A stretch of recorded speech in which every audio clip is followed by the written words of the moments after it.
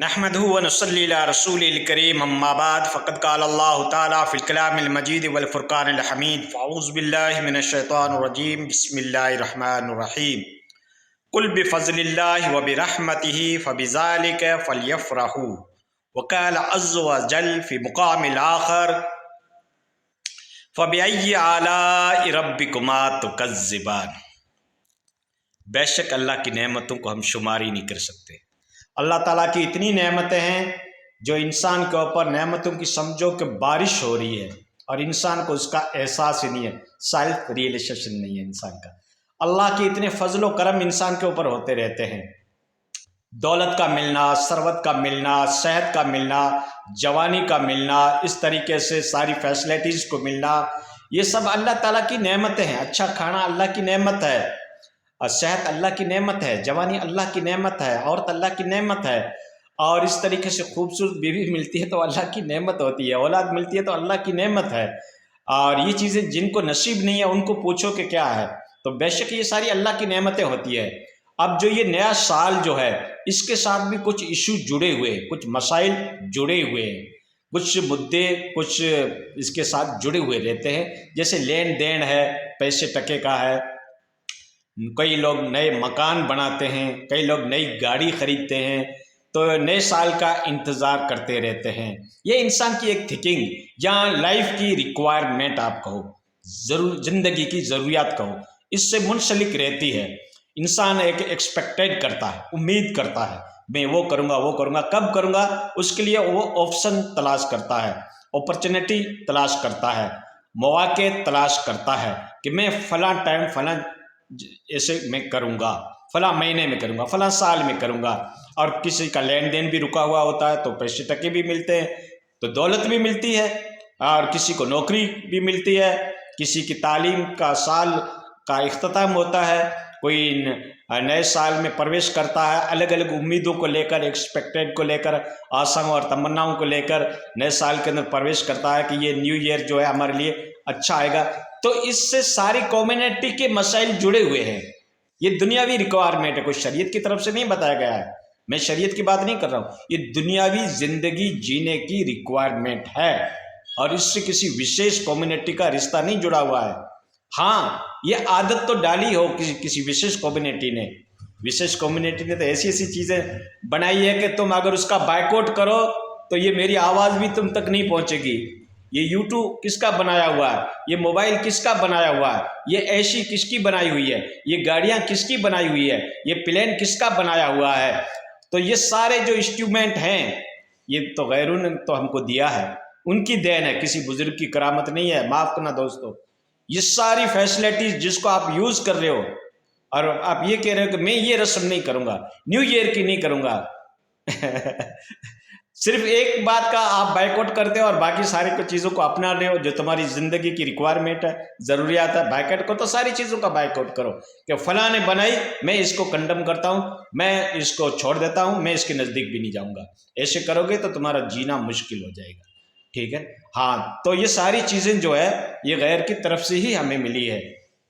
اللہ نے اس کو دماغ دیا، دماغ کا اس نے استعمال کیا، دنیاوی تعلیم کو حاصل کیا، سائنس اور ٹیکنالوجی کے فیلڈ میں انہوں نے کمالات پیدا کیے، تب تو ہمارے بزرگ بھی آج ایسی گاڑی میں گھومتے ہیں، ہمارے علماء بھی آج ایسی گاڑی میں گھومتے ہیں۔ وہ گاڑیاں، وہ مشینریاں، وہ سارے جو انسٹرومنٹ ہیں وہ تمہیں غیروں نے تو دیا ہے، کس کس سے بچو گے، ٹھیک ہے دوستو۔ تو نیو ایئر کو آپ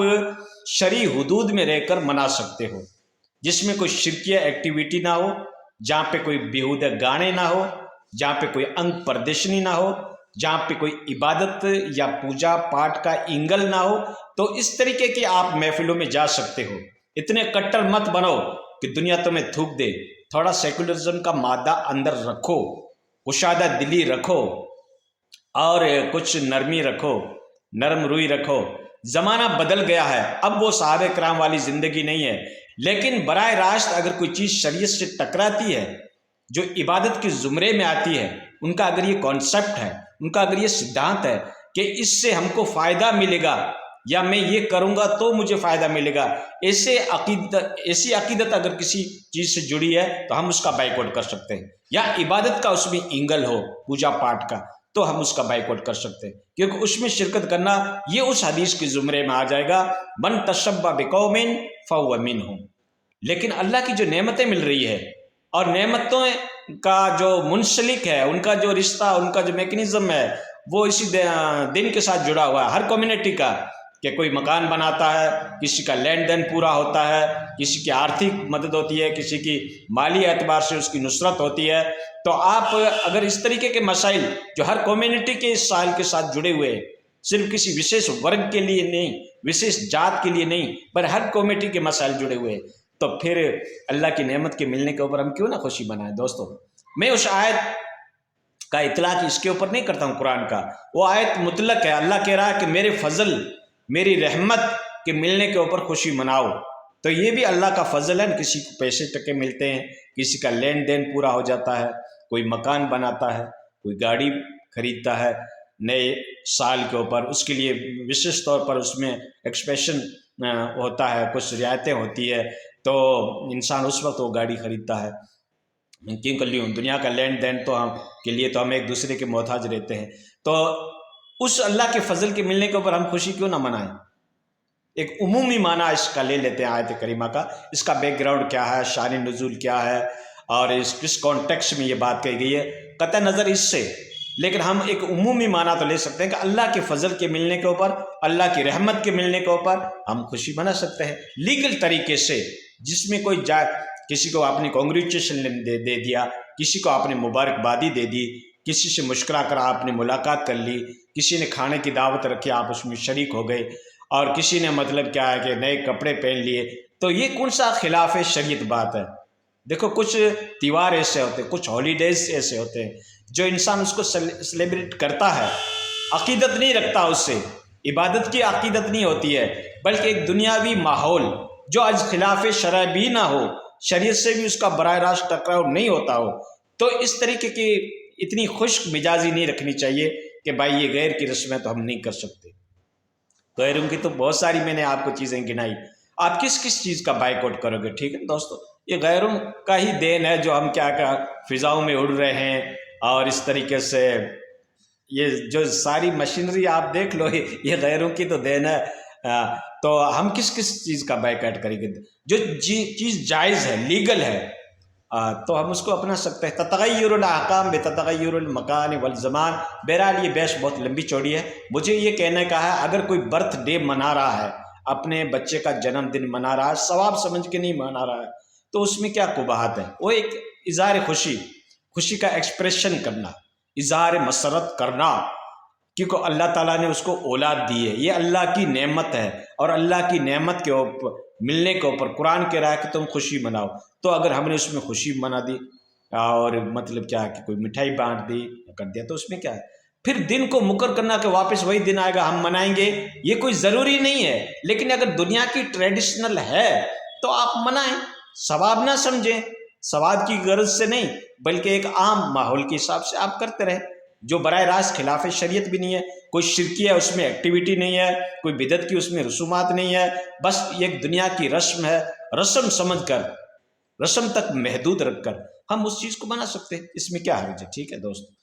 تو یہ چیزیں ہیں۔ اتنا کٹر پن بھی نہ بننا چاہیے، اتنا کٹر نہیں بننا چاہیے کہ لوگ تم کو تھوک دے، اور اتنا تم نرم بھی مت بنو کہ لوگ تمہاری شریعت کے اندر مداخلت کر جائیں۔ کچھ وسعت قلبی پیدا کرو، فراخ دلی پیدا کرو، عقابی نگاہیں رکھو، حکمت کو سمجھو، وقت کو سمجھو، حالات کو سمجھو، ماحول کو سمجھو، سوسائٹی کو سمجھو،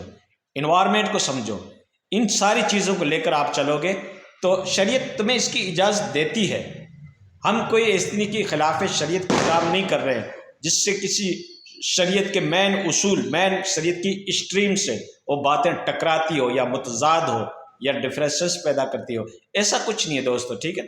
یہ ایسی رسم جس میں کوئی بدعت کی ایکٹیویٹی نہ ہو، ہم اس کو کر سکتے ہیں، اور جس سے کہ ہمارے خود کے مسائل اس سے جڑے ہوئے، تو اظہار مسرت کے طور پر، سادمانی کے طور پر، انٹرٹینمنٹ کے طور پر، دل لگی کے طور پر، ہم بھی تو انسان ہیں دوستو، بشر تو ہے نہیں، مطلب فرشتے تو ہے نہیں،